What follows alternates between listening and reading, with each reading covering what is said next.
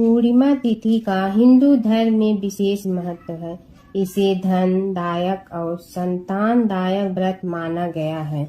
जो लोग पूरे विधि विधान से पूर्णिमा का व्रत करते हैं और पूर्णिमा के दिन चंद्रमा को अर्घ्य देते हैं, उन पर भगवान विष्णु और माता लक्ष्मी की विशेष कृपा होती है।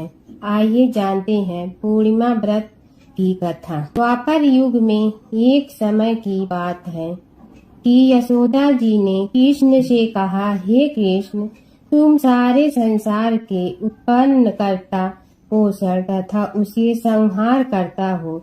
आज कोई ऐसा व्रत मुझसे कहो जिसके करने से मृतलोक में स्त्रियां को विधवा होने का भय न रहे तथा यह व्रत सभी मनुष्यों की मनोकामना पूर्ण करने वाला हो। श्री कृष्ण कहने लगे, हे माता, तुमने अति सुंदर प्रश्न किया है। मैं तुमसे ऐसे ही व्रत को सविस्तार कहता हूँ। सौभाग्य की प्राप्ति के लिए स्त्रियों को अर्थात 32 पूर्णिमाओं का व्रत करना चाहिए। इस व्रत को करने से स्त्रियों को सौभाग्य संपत्ति मिलती है। यह व्रत अचल सौभाग्य को देने वाला और भगवान शंकर के प्रति मनुष्य मात्र की भक्ति को बढ़ाने वाला है। यशोदा जी कहने लगी, हे कृष्ण, सर्वप्रथम इस व्रत को मृतलोक में किसने किया था, इसके विषय में विस्तार पूर्वक मुझसे कहो। श्री कृष्ण जी कहने लगे कि इस भूमंडल पर एक अत्यंत प्रसिद्ध राजा चंद्रहास से पालित अनेक प्रकार के रत्नों से परिपूर्ण काटिका नाम की एक नगरी थी। वहाँ धनेश्वर नाम का एक ब्राह्मण था और इसकी स्त्री अति सुशील रूपवती थी। दोनों ही उस नगरी में बड़े प्रेम से साथ रहते थे। घर में धन धान्य आदि की कोई कमी नहीं थी। उनको एक बड़ा दुख था, उनके कोई संतान नहीं थी, जिस वजह से वह बहुत दुखी रहते थे। एक दिन एक बड़ा तपस्वी योगी उस नगरी में आया। वह योगी बाकी सभी घरों से भिक्षा मांगकर भोजन किया करता था, लेकिन उस ब्राह्मण के घर से भिक्षा नहीं मांगा करता था। एक दिन योगी गंगा किनारे भिक्षा मांगकर प्रेम पूर्वक खा रहा था कि धनेश्वर ने योगी को यह सब करते देख लिया। सब कार्य किसी प्रकार से देख लिया। अपनी भिक्षा अनादर से दुखी होकर धनेश्वर योगी से बोले, और सभी घरों से भिक्षा लेते हैं, परंतु मेरे घर की भिक्षा कभी भी नहीं लेते, इसका क्या कारण है? योगी कहने लगा कि आपके धर्म हमें इस बात की आज्ञा नहीं देता है, क्योंकि अभी आप गृहस्थ जीवन में एक सुख से वंचित हैं। आपके घर संतान होने पर मैं आपके घर से भी भिक्षा स्वीकार कर लूंगा। उन्होंने कहा कि जिसे संतान नहीं है उसके घर से भिक्षा लेने से मेरे भी पतित हो जाने का भय है। धनेश्वर यह सब बात सुनकर बहुत दुखी हुआ और हाथ जोड़कर योगी के पैरों पर गिर पड़ा तथा दुखी मन से कहने लगा कि आप मुझे संतान प्राप्ति के उपाय बताइए। आप सर्वज्ञ हैं, मुझ पर अवश्य ही यह कृपा कीजिए। धन की मेरे घर में कोई कमी नहीं है, लेकिन मैं संतान न होने के कारण अत्यंत दुखी हूँ। आप मेरे इस दुख का हरण कीजिए। यह सुनकर योगी कहने लगे, तुम चंडी की आराधना करो। घर पहुंचकर उन्होंने यह सारी बात अपनी पत्नी को बताई और खुद वन में चला गया। वन में पहुंचकर उसने चंडी की आराधना की और उपवास किया। चंडी ने 16 दिन उसको सपने में दर्शन दिए और कहा कि हे धनेश्वर, जा तेरे पुत्र होगा, लेकिन उसकी आयु सिर्फ 16 वर्ष होगी। 16 वर्ष की आयु में ही उसकी मृत्यु हो जाएगी। अगर तुम दोनों स्त्री और पुरुष 32 पूर्णिमाओं को व्रत करोगे तो यह दीर्घायु हो जाएगा। जितनी तुम्हारी सामर्थ्य हो उतने आटे के दिए जलाकर शिव जी का पूजन करना, लेकिन पूर्णमासी 32 ही होनी चाहिए। सुबह होती ही तुम्हें इस स्थान के पास एक आम का पेड़ दिखाई देगा। उस पर चढ़कर एक फल तोड़कर अपने घर चले जाना। अपनी स्त्री का इस बारे में बताना। सुबह स्नान होने के बाद वह स्वच्छ होकर शंकर जी का ध्यान करके उस फल को खा ले। तब शंकर भगवान की कृपा से उसको गर्भ हो जाएगा। जब ब्राह्मण सुबह उठा तो उसे उस स्थान पर आम का पेड़ दिखाई दिया और वह उससे फल तोड़ने के चढ़ा, लेकिन वह पेड़ पर चढ़ नहीं पा रहा था। यह देखकर उसे बड़ी चिंता हुई। उसने भगवान गणेश की उपासना की और कहा, हे दयानिधि, अपने भक्तों के विघ्नों का नाश करके उनके मंगल कार्य को करने वाले, दुष्ट का नाश करने वाले, रिद्धि सिद्धि देने वाले, आप मुझे इतना बल दे कि मैं अपनी मनोकामना पूरी कर सकूं। इसके बाद वह पेड़ से फल तोड़कर अपनी पत्नी के पास पहुंचा। उसकी पत्नी ने अपने पति के कहे अनुसार इस फल को खा लिया और वह गर्भवती हो गई। देवी की कृपा से उसे बहुत सुंदर पुत्र पैदा हुआ। उसका नाम उन्होंने देवी दास रखा। माता पिता के हर्ष और शोक के साथ वह बालक बढ़ने लगा। भगवान की कृपा से बालक बहुत ही सुंदर था, सुशील और पढ़ाई लिखाई में भी बहुत ही निपुण था। दुर्गा जी की कथा अनुसार उसी माता से 32 पूर्णमासी का व्रत रखा। जैसे ही 16वां वर्ग लगा, दोनों पति पत्नी बहुत दुखी हुए, कहीं उनके पुत्र की मृत्यु न हो जाए। उन्होंने सोचा कि अगर उनके सामने यह सब हुआ तो वह कैसा देख पाएंगे। तभी उन्होंने देवीदास के मामा को बुलाया और 1 वर्ष के लिए देवीदास को काशी में पढ़ने के लिए भेज दिया। 1 वर्ष के बाद उसे वापस लेकर आ जाना। देवीदास अपने माता के साथ एक घोड़े पर सवार होकर चल दिया। उसके मामा को भी यह बात पता नहीं था। दोनों पति पत्नी से 32 पूर्णमासी का व्रत पूरा किया। दूसरी तरफ मामा और भांजा दोनों रात गुजारने के लिए रास्ते में एक गांव में रुके। उस गांव में ब्राह्मण की कन्या का विवाह होने वाला था। जिस धर्मशाला में वर और बारात के बाकी लोग रुके हुए थे, उसी धर्मशाला में देवीदास और उसका मामा ठहर गए। उधर कन्या को तेल आज चढ़ाने के बाद जब लग्न का समय आया तो वर की तबीयत खराब हो गई। वर के पिता ने अपने परिवार वालों से विचार विमर्श करके कहा कि यह देवीदास मेरे पुत्र जैसा ही है, मैं इसके साथ लगन करा दूं और बाद में बाकी सारे काम मेरे बेटे के साथ पूरे हो जाएंगे। ऐसे कहने के बाद वर के पिता देवीदास को मांगने के लिए उसके मामा के पास गए और उन्हीं सारी बात बताई। मामा ने कहा कि कन्यादान में जो कुछ भी मिलेगा वो हमें दे दिया जाए। वर के पिता ने बात स्वीकार कर ली। इसके बाद देवीदास का विवाह कन्या के साथ संपन्न हो गया। इसके बाद वह अपनी पत्नी के साथ भोजन न कर सका और मन में विचार करने लगा कि न जाने यह किसी पत्नी होगी। यह सोचकर उसकी आंखों में आंसू आ गए। तब वधू ने पूछा कि क्या बात है, आप उदास क्यों हैं? तब उसने सारी बातें पत्नी को बता दी। तब कन्या कहने लगी, यह ब्रह्मा विवाद के विपरीत है। आप ही मेरे पति हैं, मैं आपकी पत्नी रहूंगी, किसी अन्य की कभी नहीं। तब देवीदास ने कहा, ऐसा मत करिए, क्योंकि मेरी आय बहुत कम है, मेरे बाद आपका क्या होगा। लेकिन उसकी पत्नी नहीं मानी और बोली, स्वामी आप भोजन कीजिए। दोनों रात में सोने के लिए चले गए।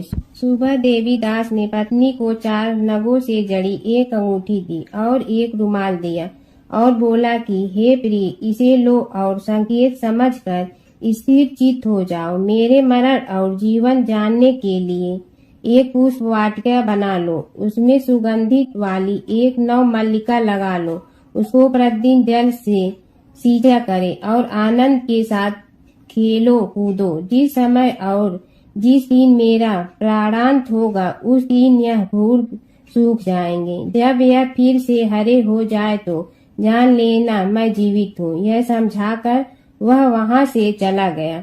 इसके बाद वह जब वर और बाकी बाराती मंडप में आए तो कन्या ने उसे देखकर कहा कि ये मेरे पति नहीं है, मेरे पति वह हैं जिनके साथ रात में विवाद हुआ है, इसके साथ मेरा विवाह नहीं हुआ है। अगर यह वही है तो यह बताए कि मैंने इसे क्या दिए हैं। साथ ही कन्यादान के समय को आभूषण मिले उन्हें दिखाए। कन्या की ये सारी बातें सुनकर वह कहने लगा कि मैं यह सब नहीं जानता। इसके बाद सारी बारात भी अपमानित होकर लौट गई। भगवान कृष्ण बोले, हे माता, इस प्रकार देवी दास काशी चला गया। कुछ समय जब बीत गया तो एक सर्प उसको डसने के लिए वहां आया, लेकिन वह उसको काट नहीं पाया, क्योंकि उसकी माता ने पहले ही 32 पूर्णिमा का व्रत कर लिए थे। इसके बाद खुद काल वहां पहुंचा। भगवान की कृपा से तभी वहां माता पार्वती और भगवान गणेश आ गए। देवी दास को मूर्छित दशा में देखकर माता पार्वती ने भगवान शिव से प्रार्थना की, महाराज, इस बालक की माता ने पहले ही 32 पूर्णिमा के व्रत कर लिए हैं, आप इसको प्राण दे। भगवान शिव ने माता पार्वती के कहने पर उसे प्राण दान दे दिया। उधर उसकी पत्नी उसके काल की प्रतीक्षा कर रही थी। उसकी पत्नी ने जाकर देखा कि पुष्प और पात्र दोनों ही नहीं है तो उसको बहुत आश्चर्य हुआ, और जब उसने देखा कि पुष्प वाटिका फिर से हरी हो गई तो वह समझ गई कि उसका पति जिंदा हो गया है। इसके बाद वह बहुत ही प्रसन्न होकर अपने पिता से कहने लगी कि मेरे पति जीवित हैं, उनको ढूंढिए। जब 16वां वर्ष व्यतीत हो गया तो देवी दास भी अपने मामा के साथ काशी चल दिया। इधर उसकी पत्नी के परिवार वाले उसे ढूंढने के लिए जा रहे थे कि उन्होंने देखा कि देवी दास और उसका मामा उधर ही आ रहे थे। उसको देखकर उनके ससुर बहुत प्रसन्न हुए और उसे अपने घर ले आए। वहाँ सारा वर्ग इकट्ठा हो गया और कन्या ने भी उसे पहचान लिया। देवी दास ने इसके बाद अपनी पत्नी और मामा को लेकर वहाँ से चल दिया। उसके ससुर ने भी उसे बहुत धन दहेज दिया।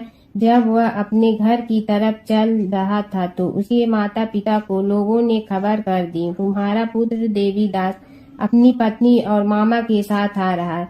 ऐसा समाचार सुनकर पहले तो उन्हें विश्वास नहीं हुआ, लेकिन जब देवी दास आया और उसने अपने माता पिता के पैर छुए तो देवी दास के माता पिता ने उनका माथा चूमा और दोनों को अपने सीने से लगा लिया।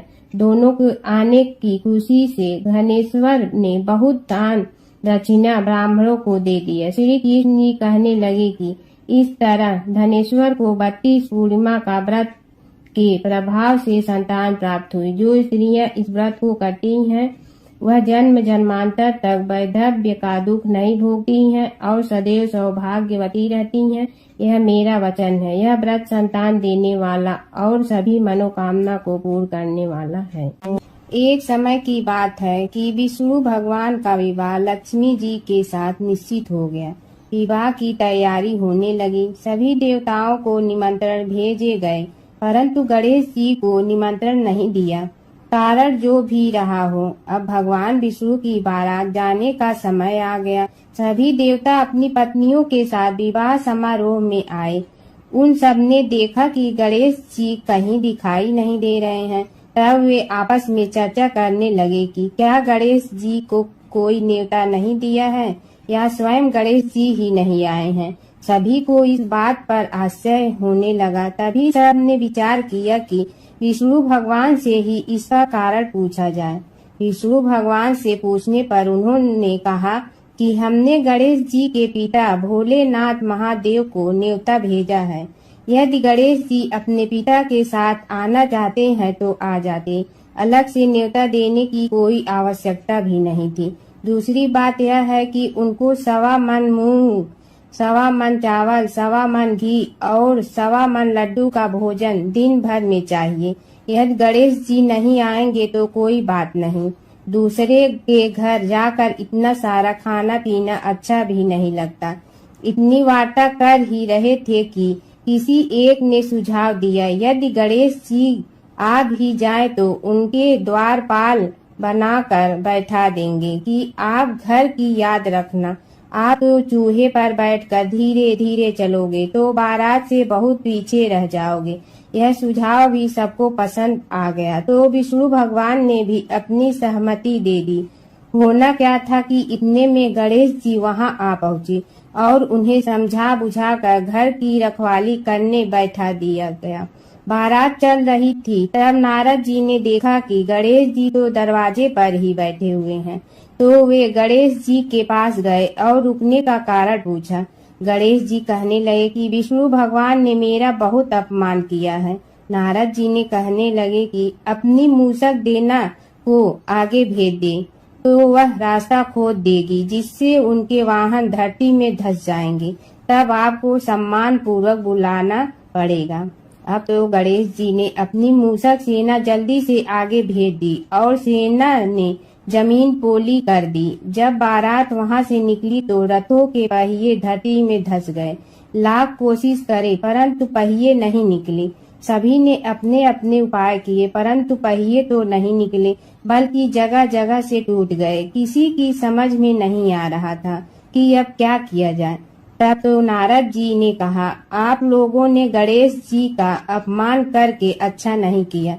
यदि उन्हें मना कर लाया जाए तो आपका कार्य सिद्ध हो सकता है और यह संकट टल सकता है। शंकर भगवान ने अपने दूत नंदी को भेजा और वे गणेश जी को लेकर आए। गणेश जी का आदर सम्मान के साथ पूजन किया। तब कहीं रथ के पहिए निकले। अब रथ के पहिए निकल के परंतु टूट फूट गए तो उन्हें सुधारे गए। पास के खेत में खाती काम कर रहा था, उसे बुलाया गया। खाती अपना कार्य करने के पहले श्री गणेशाय नमः कहकर गणेश जी की वंदना मन ही मन करने लगा। देखते ही देखते खाती ने सभी पहियों को ठीक कर दिया। तब खाती कहने लगा कि हे देवताओं, आपने सर्वप्रथम गणेश जी को नहीं मनाया होगा और न ही उनकी पूजन की होगी, इसीलिए तो आपके साथ यह संकट आया है। हम तो मूर्ख अज्ञानी हैं, फिर भी पहले गणेश जी को पूजते हैं, उनका ध्यान करते हैं। आप लोग तो देवतागण हैं, फिर भी आप गणेश जी को कैसे भूल गए। अब आप लोग भगवान श्री गणेश जी की जय बोल कर जाएं तो आपके सब काम बन जाएंगे और संकट कट जाएंगे। ऐसा कहते हुए बारात वहां से चल दी और विष्णु भगवान को लक्ष्मी जी के साथ विवाह संपन्न करा के सभी सकुशल घर लौट आए। हे गणेश जी महाराज, आपने विष्णु को जैसे कारज सारियो ऐसे कारज सबको सिद्ध कर जो। बोलो गजानन भगवान की जय। जमुना की कहानी। प्राचीन समय में एक गांव था जिसमें दो बहनें रहा करती थी। एक बहन का नाम गंगा था तो दूसरी बहन का नाम जमुना था। एक बार दोनों बहनें एक साहूकार के खेत से गुजर रही थी तो जमुना ने 13 दाने जौ के तोड़ लिए, जिसे देख गंगा बोली कि तुझे तो ग्रहण लग गया, तूने चोरी की है। इस पर जमुना बोली कि अब मेरा ग्रहण कैसे धुलेगा। गंगा ने कहा कि तुझे 12 साल तक साहूकार के यहाँ नौकरी करनी पड़ेगी, तभी तेरा पाप धुलेगा और ग्रहण से मुक्ति मिलेगी। जमुना साहूकार के यहाँ नौकरी के लिए जाती है और अपने लिए काम मांगती है। साहूकार उसे काम पर रख लेता है, लेकिन काम करने से पहले जमुना उसे कहती है कि मैं सारे काम करूंगी लेकिन 4 काम नहीं करूंगी। जूठे बर्तन नहीं मांजूंगी, झाड़ू नहीं लगाऊंगी, बिस्तर नहीं बिछाऊंगी और दिया नहीं जलाऊंगी। 12 साल के बाद कुंभ का मेला लगा तो साहूकारनी भी कुंभ नहाने जाने लगी। जमुना ने उसे जाते देख कहा कि कुंभ के मेले में मेरी बहन गंगा मिलेगी तो उसे यह सोने का टक्का दे देना, इससे वह अपने हाथों में सुंदर चूड़ियां पहन लेगी। साहूकारनी ने कुंभ के मेले में गंगा को वह सोने का टका दे दिया। गंगा ने उनसे वह टका लेते हुए कहा कि मेरी बहन को कहना कि उसके 12 वर्ष पूरे हो गए हैं, अब वह वहां वापिस आ जा। साहूकार व साहूकारनी वापिस घर आए तब जमुना मटके में पानी भर रही थी। दोनों जमुना से बोले कि हमने सोने का वह टका तेरी बहन गंगा को दे दिया था और उसने कहा है कि तेरे 12 वर्ष पूरे हो गए हैं, इसलिए अब तुम वापिस जाओ। यह समाचार सुनते ही जमुना सहस्त्र धारा में बदल गई और बहने लगी। जमुना जी का यह रूप देखकर साहूकार और साहूकारनी परेशान हो गई थी। हमारे घर में जमुना माता ने काम किया, हमें तो अब ग्रहण लग गया है। हम यह ग्रहण कैसे उतारेंगे? जमुना भागकर गंगा माता के पास चली गई। गंगा ने जमुना से पूछा कि तुम साहूकारनी से कुछ कहकर आई हो या ऐसे ही बिना बताए आ गई? तब जमुना बोली कि मैं तो कुछ भी बताकर नहीं आई हूँ। गंगा ने कहा कि जा उन्हें धीरज दे आ, नहीं तो उन्हें जीवन भर असंतोष ही रहेगा। गंगा के कहने पर जमुना माता ने साहूकारनी को सपने में दर्शन दिए और कहा कि तुम दोनों उल्टे माथे क्यों पड़े हो, जाओ उठकर खाओ पियो। तब दोनों बोले कि हम कैसे उठें, हमें तो ग्रहण लगा है, क्योंकि हमने उल्टे सीधे और पता नहीं कितने नीच कार्य आपसे कराए हैं। तब जमुना जी बोली कि तुम्हें ग्रहण नहीं लगा है, ग्रहण तो मुझे लगा था कि मैंने तुम्हारे खेत से 13 दाने जौ के चुराए थे। मैं तो अपना ग्रहण उतारने तुम्हारे घर आई थी। मेरा ग्रहण तुम्हारे घर में 12 वर्ष तक रहने से उतर गया है और मेरी मुक्ति हो गई है। जमुना जी ने कहा कि तुम्हें कोई ग्रहण नहीं लगा है, उल्टे मेरे 12 वर्ष तक यहाँ रहने से तुम्हारी भी मुक्ति हो गई है। यह कहकर जमुना जी स्वप्न से चली गई। दोनों उठकर देखते हैं कि उनके घर में पहले से भी अधिक धन हो गया है। हे जमुना माता, जैसे आपने साहूकार व साहूकारनी की मुक्ति कराई, वैसे ही आप अपने सभी भक्तों की करना। ओम जय जगदीश हरे, स्वामी जय जगदीश हरे। भक्त जनों के संकट क्षण में दूर करे। ओम जय जगदीश हरे। जो ध्यावे फल पावे, दुख बिन दे मन का। सुख संपत्ति घर आवे, कष्ट मिटे तन का। ओम जय जगदीश हरे। मात पिता तुम मेरे, शरण कहूँ किसकी। तुम विनय और न दूजा, आस करूँ जिसकी। ओम जय जगदीश हरे। तुम पूर्ण परमात्मा, तुम अंतर्यामी। पार ब्रह्म परमेश्वर, तुम सबके स्वामी। ओम जय जगदीश हरे। तुम बिंदा के सागर, तुम पालन करता। मैं मूरख कल काम, कृपा करो भरता। ओम जय जगदीश हरे। तुम हो ये कय गोचर, सबके प्राणपति। किस विधि मिलूं दया में, तुमको मैं कुमति। ओम जय जगदीश हरे। दीन बंधु दुख हरता, तुम रक्षक मेरे। अपने हाथ उठाओ, द्वार पड़ा तेरे। ओम जय जगदीश हरे। विषय विकार मिटा, पाप हरो देवा। श्रद्धा भक्ति बढ़ाओ, संतन की सेवा। ओम जय जगदीश हरे।